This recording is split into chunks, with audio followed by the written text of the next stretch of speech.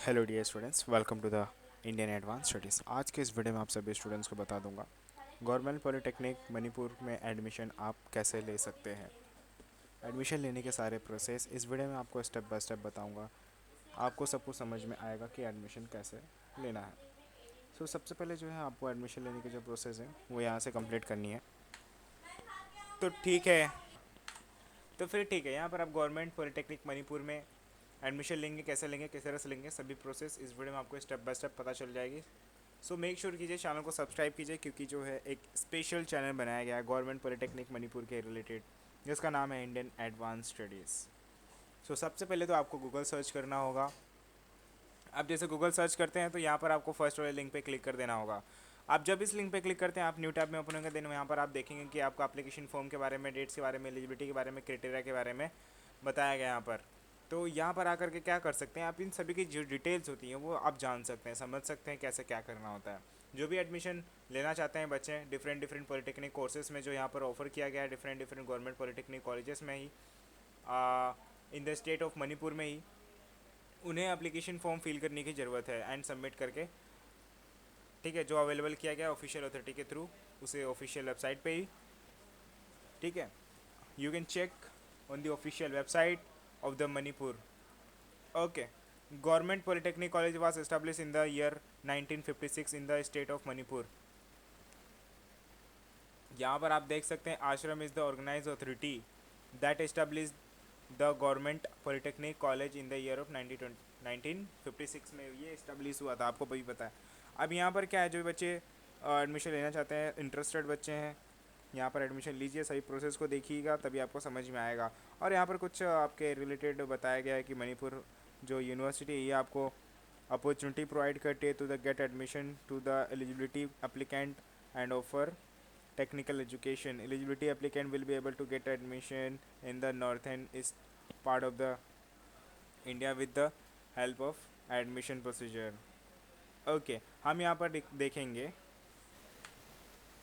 जो यहाँ पर नीचे आना है और यहाँ पर आपको कुछ कोर्सेज ऑफर करती है, diploma courses to the applicant with the help of admission procedure. Diploma in the electronic and communication engineering, diploma in mechanical engineering, diploma in the electrical engineering, सब यहाँ पर आपको प्रोवाइड करती है। बट उससे पहले, आगे बढ़ने से पहले, ये एप्लीकेशन फॉर्म फिल कर दीजिएगा, जिसमें आपको अपना full name, email ID, contact number, state, city, interested course, highest qualifications की डिटेल्स यहाँ पर आपको फिल करने के बाद आपको गेट फ्री काउंसलिंग पर क्लिक करनी होती है।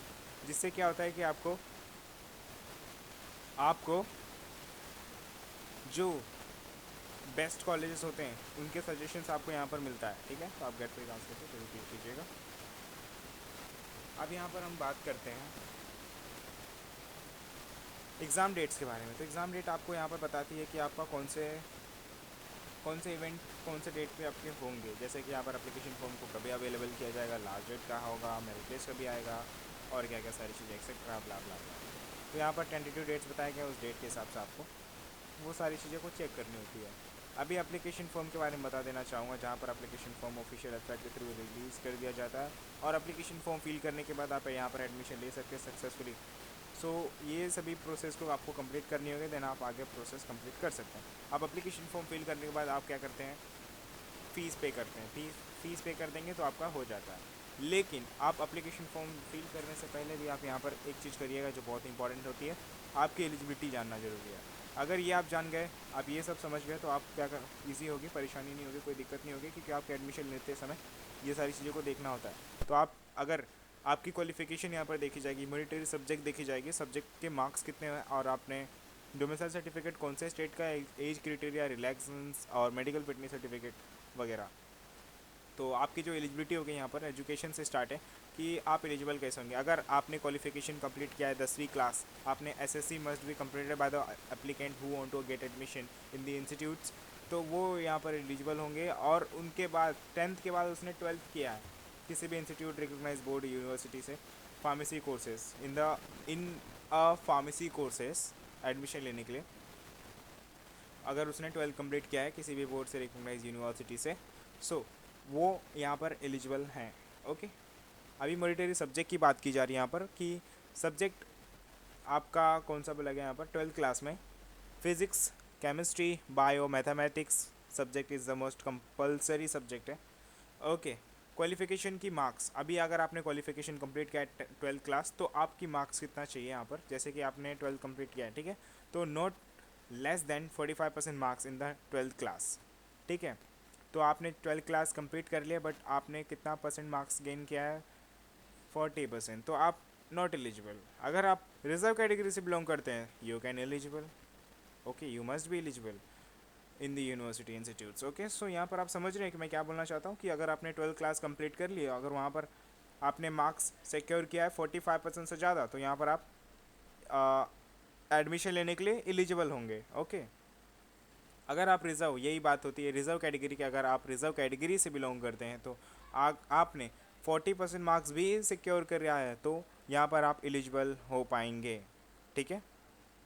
वैसा है, 5% छूट मिलती है आपको जो रिज़र्व कैटेगरी बिलोंग करते हैं। बाकी यहाँ पर तो क्या होता है, यहाँ पर सेलेक्ट उन बच्चों को किया जाता है जो बच्चे मार्क्स अच्छे हैं, उनके परफॉर्मेंस अच्छे हैं, तो यहाँ पर वो बच्चे सेलेक्ट हो पाते हैं। अभी डोमेंसा सर्टिफिकेट की बात करूँ, one should be apartment registration Manipur state in get admission. तो डोमेंसा सर्टिफिकेट जहाँ जहाँ यहाँ कहाँ का, कौन से स्टेट का, मणिपुर स्टेट का वैलिड सर्टिफिकेट आपके पास होना चाहिए, परमानेंट सर्टिफिकेट होना चाहिए, तो यहाँ पर एलिजिबल होंगे at the time of admission. Age criteria की बात करूँ, lower age limit decided by the authority for the applicant is not less than 15 year at the time of admission, ठीक है। 15 ईयर आपका कंप्लीट हुआ रहना चाहिए, एज क्राइटेरिया बोला गया यहाँ पर। एज रिलेक्शन की बात की गई है, 3 साल आपका यहाँ पर छूट मिलती है, मतलब एज रिलेक्शंस के लिए, ठीक है। मतलब आपको क्या है यहाँ पर बोला क्या गया है, अपर एज लिमिट, ठीक है, एक होता है लोअर एज लिमिट, मतलब कम से कम आपका 15 साल कंप्लीट हुआ रहना चाहिए, और ज़्यादा से ज़्यादा अगर आप 22 साल के होंगे तो अप्लाई कर सकते हैं, 22 साल से ज़्यादा रहेंगे तो आप अप्लाई नहीं कर सकते हैं। तो यही बात आती है, अगर आप रिजर्व कैटेगरी से बिलोंग करते हैं तो आप 22 साल से ज़्यादा रहेंगे, मतलब उन लोगों को 3 साल और एक्स्ट्रा मिलता है, तो 25 साल, 25 ईयर उनका कंप्लीट है, एज कंप्लीट है, तो वो यहाँ पर वो एलिजिबल हैं, अप्लाई कर सकते हैं, ठीक है। तो ये 3 साल उन लोगों को मिलता है रिजर्व कैटेगरी को।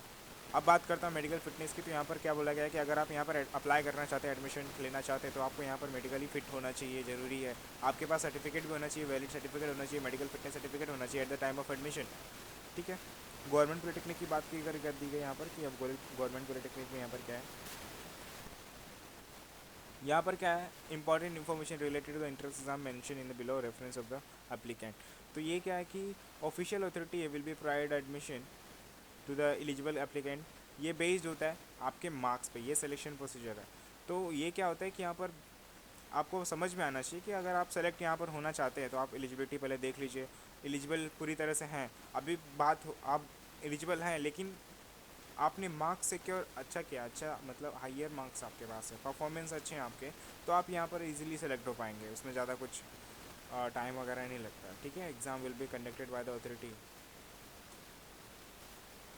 और एप्लीकेशन फॉर्म बाकी सारी चीज़ें तो आपको ऑफिशियल वेबसाइट पे मिल जाएगी, सारी इन्फॉर्मेशन मिल जाती हैं वहाँ पर, तो इस तरह से आप चेक कर सकते हैं। तो आपको आई होप सारी प्रोसेस समझ में आ गई रहेगी। अगर आपको डाउट्स है किसी भी प्रोसेस में, तो आप डेफिनेटली कमेंट कर सकते हैं। डिस्क्रिप्शन बॉक्स में मैंने लिंक दिया हुआ है इस पेज का, तो क्लिक करके इस पेज पर आएँ एंड अपनी सारी प्रोसेस को कम्प्लीटली देखें, समझें और अप्लाई करें। So thank you so much for watching my video, thank you.